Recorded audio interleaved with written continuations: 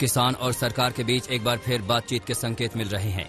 सर्वदलीय बैठक में पीएम मोदी ने किसानों से बातचीत की बात कही। पीएम ने कहा कि किसानों से बातचीत सिर्फ एक कॉल दूर है, जिसके बाद किसानों ने भी बातचीत को लेकर सरकार के प्रस्ताव का स्वागत किया है। नरेश टिकैत ने कहा कि हमारी सिर्फ 2 ही मांगे हैं, सरकार किसान कानून वापस ले ले और एमएसपी को लेकर कानून बना दे। सभी किसान आंदोलन से जुड़े लोगों की मीटिंग में कहा कि हम लोग आज समझौते पर नहीं आ पा रहे हैं। हमारी तरफ से ये प्रस्ताव आपको हम दे रहे हैं, आप जाकर के चिंतन मनन कीजिए और मैं एक फोन कॉल पर दूरी पर हूं।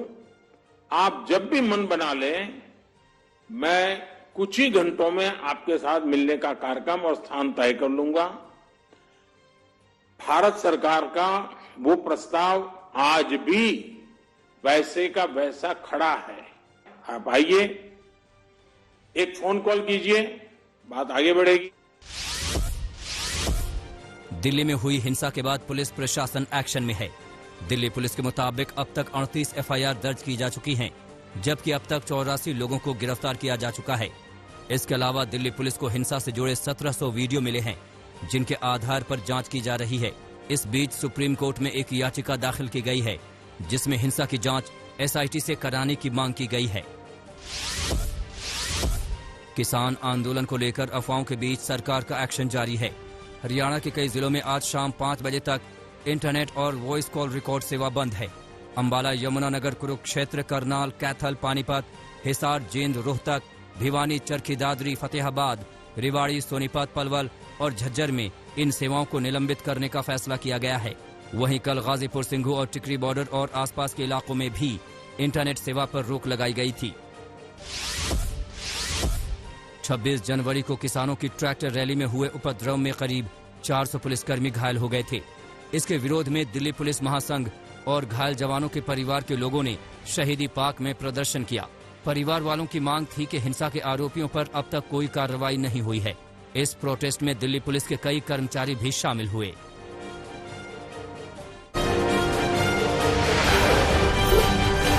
दिल्ली के गाजीपुर बॉर्डर पर किसानों का धरना जारी है, लेकिन बीती रात से यहां पुलिस की तैनाती बढ़ा दी गई है। दिल्ली का गाजीपुर बॉर्डर किले में तब्दील दिख रहा है। यहां किसानों की संख्या बढ़ती देख गाजीपुर बॉर्डर पर 12 लेयर की बैरिकेडिंग की गई है। बैरिकेडिंग के साथ यहां नुकीले तार लगाए गए हैं।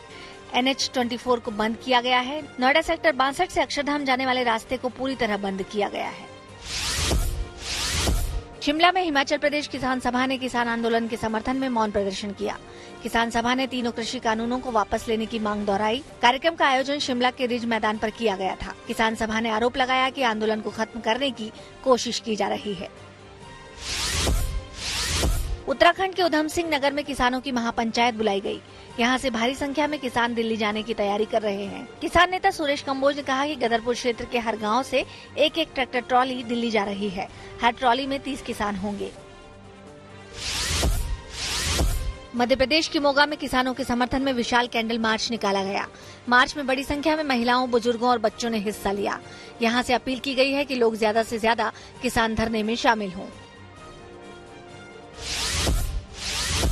मध्य प्रदेश के रायसेन में किसानों ने 5 किलोमीटर लंबी ट्रैक्टर रैली निकाली। रैली में करीब 2000 ट्रैक्टर शामिल हुए। रैली शहर से गुजरते हुए एसडीएम कार्यालय तक पहुंची और राष्ट्रपति के नाम ज्ञापन सौंपा। इस रैली में करीब 5000 किसान मौजूद थे। किसानों ने नेशनल हाईवे 12 पर भोपाल जबलपुर मार्ग को 2 घंटे जाम किया था।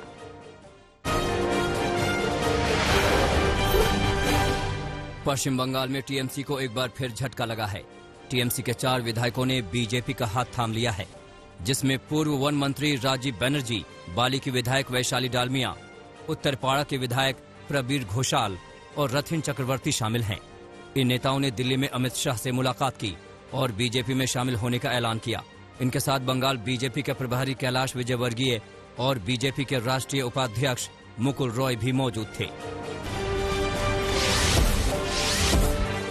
विधानसभा चुनाव के चलते जेपी नड्डा 2 दिन के तमिलनाडु दौरे पर हैं, जहां बीजेपी अध्यक्ष की ओर से बड़ा ऐलान किया गया। बीजेपी ने एआईएडीएमके के साथ गठबंधन जारी रखने का फैसला किया है, जिसका ऐलान नड्डा ने एक जनसभा में किया। अपने इस दौरे में नड्डा विधानसभा चुनाव के लिए पार्टी की चुनाव तैयारियों की समीक्षा कर रहे हैं।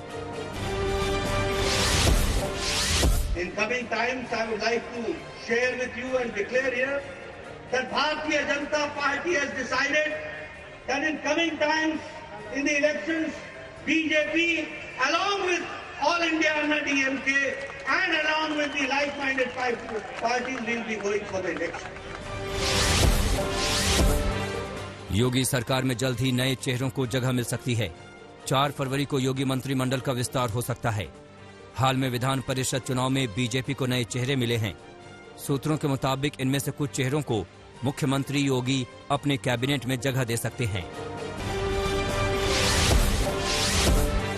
इलाहाबाद हाईकोर्ट ने उत्तर प्रदेश के डीजीपी को निर्देश दिया है कि वो पुलिस थानों से टॉप 10 अपराधियों के बारे में सूचना देने वाले बैनर या पोस्टर हटा लें।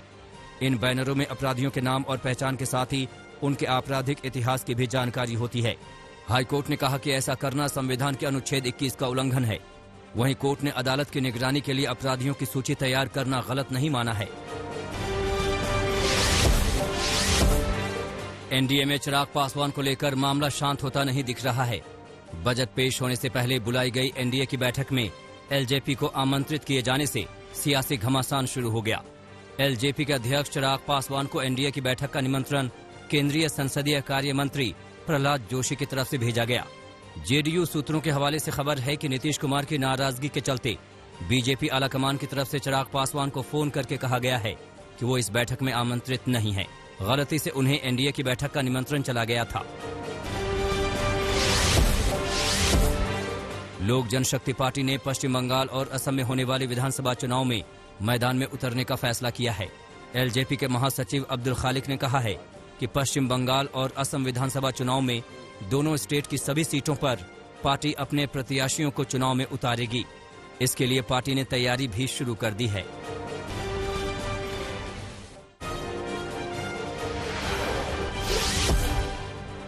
इजरायल दूतावास के पास हुए धमाके की जांच तेजी से चल रही है। धमाके के ईरान से कनेक्शन के सबूत मिले हैं, जिसके बाद भारत में रह रहे कुछ ईरानी लोगों से पूछताछ की गई। ये वो लोग हैं जिनकी वीजा अवधि खत्म होने के बावजूद भारत में रह रहे हैं। दिल्ली ब्लास्ट की जांच कर रही एजेंसियों को एक चिट्ठी मिली है, जिससे ईरानी कनेक्शन का खुलासा हुआ है। मौके से बरामद चिट्ठी में धमाके को ट्रेलर बताया गया है। इस चिट्ठी में ईरान के उस जनरल कासिम सुलेमानी का जिक्र है जिनकी 3 जनवरी 2020 को इराक में बगदाद एयरपोर्ट के पास ड्रोन हमले में हत्या हो गई। ईरान के टॉप न्यूक्लियर साइंटिस्ट मोहसिन फकीरजादेह का भी नाम है, जिनकी हत्या में सैटेलाइट नियंत्रित स्मार्ट सिस्टम मशीन गन का इस्तेमाल किया गया था। ब्लास्ट की जिम्मेदारी जैश उल हिंद नाम के संगठन ने ली है। इस संगठन ने दावा किया है कि उसने ही इजरायली दूतावास के सामने धमाका करवाया है। देश की खुफिया एजेंसियां इस दावे की सत्यता की जांच कर रही है। खुफिया एजेंसियों ने सोशल मीडिया प्लेटफॉर्म टेलीग्राम पर एक चैट पाया है, जिसमें जैश उल हिंद की ओर से ये दावा किया गया है। साथ ही धमकी दी गई है कि आगे भी ब्लास्ट का सिलसिला जारी रहेगा। दिल्ली पुलिस क्राइम ब्रांच की टीम भी बम ब्लास्ट केस की जांच कर रही है। क्राइम ब्रांच की एक टीम ब्लास्ट वाले अब्दुल कलाम रोड पर कितने लोगों का पिकअप ड्रॉप हुआ है, उसका पता लगा रही है। टैक्सी सर्विस प्रोवाइड करने वाली कंपनी से डेटा मांगा जा रहा है जिनकी टैक्सी इस रोड पर आई हो। वहीं उसके आसपास के रोड पर पिछले 3 दिन के फुटेज को निकाला जा रहा है। इजरायली दूतावास के बाहर से जहां ब्लास्ट हुआ था, वहां से गुलाबी रंग का एक दुपट्टा मिला है। दुपट्टे के कनेक्शन का पता लगाया जा रहा है। गुलाबी रंग का दुपट्टा आधा जला हुआ मिला है। कोल्ड ड्रिंक कैन के टूटे हुए टुकड़े और बॉल बेयरिंग्स भी घटनास्थल से इकट्ठा किए गए हैं। इसके अलावा धमाके में बैटरी के अंश बरामद हुए हैं। इससे स्पष्ट हो रहा है कि धमाके में टाइमर का इस्तेमाल किया गया था। धमाके की जांच में पता चला है कि जिस बम का इस्तेमाल किया गया था उसे एक प्रोफेशनल ने तैयार किया था। जांच एजेंसी के सूत्र बताते हैं कि बम तैयार करने वाले व्यक्ति को इसकी ट्रेनिंग दी गई थी। आशंका है कि धमाके के लिए इस्तेमाल विस्फोटक सेना में इस्तेमाल होने वाला विस्फोटक है। हालांकि इस बारे में फॉरेंसिक रिपोर्ट अभी भी नहीं आई है। धमाके की जांच देश की टॉप एजेंसियां कर रही हैं। एनएसजी की एक टीम घटनास्थल पहुंची जो विस्फोटक का विश्लेषण करेगी। वहीं एनआईए की टीम ने भी घटनास्थल से सबूत इकट्ठा किए, जिसकी जांच की जा रही है। भारत और चीन की सेनाओं के बीच सीमा पर तनाव जारी है। पिछले साल जून में भारतीय सेना के साथ हिंसक झड़प के बाद बॉर्डर एरिया में चीनी गतिविधियां काफी बढ़ गई। इस बीच सैटेलाइट तस्वीरों से सिक्किम के नाकुला के पास नई सड़कों के निर्माण और नई पोस्ट का पता चला है। नाकुला के उत्तर में स्थित क्षेत्र डोकलाम में 2017 के बाद पहली बार यहां चीनी गतिविधियों में बढ़ोतरी देखी गई है।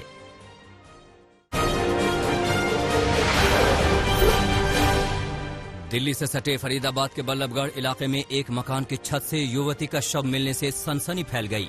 बरामद शव 15 से 20 दिन पुराना बताया जा रहा है। महिला की हत्या के बाद शव को पॉलिथीन में लपेटकर छत पर रखे ड्रम में डाल दिया गया था और उसके ऊपर प्लास्टर ऑफ पेरिस भर दी गई थी ताकि किसी को पता न चल सके। पुलिस के मुताबिक पड़ोस के घर में एक लड़का लड़की रहते थे और लड़का कई दिनों से फरार बताया जा रहा है। पुलिस पूरे मामले की जांच में जुटी है। मध्य प्रदेश के दमोह में छात्राओं ने एक मनचले की सरेआम पिटाई कर दी। आरोपी एक छात्रा को बीते कई दिनों से परेशान कर रहा था और उसे जान से मारने की धमकी भी दे रहा था। पिटाई के बाद मौके पर मौजूद लोगों ने आरोपी को पुलिस के हवाले कर दिया। महाराष्ट्र के नांदेड़ में छोटे भाई ने अपनी बहन की गला रेत कर हत्या कर दी। वारदात नांदेड़ के तुप्पा जवाहर नगर इलाके की है। बताया जा रहा है कि मृतक लड़की दोपहर में घर पर अकेली थी। इस दौरान छोटा भाई घर आया, चाकू से बहन का गला रेत दिया और उस पर कई वार भी किए। पुलिस ने मोबाइल की लोकेशन के जरिए आरोपी युवक को गिरफ्तार कर लिया है और हत्या की वजहों का पता लगाने की कोशिश में जुटी है। यूपी के सहारनपुर में नशीली दवाइयों की तस्करी करने वाले 6 लोगों को पुलिस ने गिरफ्तार किया है। पुलिस के मुताबिक आरोपी उत्तराखंड से नशीली दवाइयां लेकर आते थे और उसे यूपी के साथ साथ करीबी राज्यों में सप्लाई करते थे। गिरफ्तार लोगों के पास से पुलिस ने बड़ी मात्रा में नशीली दवाइयां जब्त की हैं। यूपी के हरदोई में साइकिल सवार को बचाने की कोशिश में ट्रोली ने सड़क किनारे खड़े ठेलों को टक्कर मार दी। सड़क हादसे की ये तस्वीरें पास में लगे सीसीटीवी में कैद हो गई। हादसे के बाद पुलिस ने चालक को गिरफ्तार कर ट्रैक्टर अपने कब्जे में ले लिया है। बिहार के समस्तीपुर में बैंक लूट के एक आरोपी को पुलिस ने गिरफ्तार कर लिया है। वारदात पिछले साल 30 दिसंबर को हुई थी, जब जिले के सराय जंग इलाके में कुछ हथियारबंद बदमाशों ने बैंक में लूट की वारदात को अंजाम दिया था। सीसीटीवी फुटेज के आधार पर पुलिस लुटेरों की तलाश में जुटी थी, जिसका एक आरोपी अब गिरफ्तार हो गया है। गिरफ्तार आरोपी से पूछताछ कर पुलिस लूट के और आरोपियों की तलाश में जुटी है।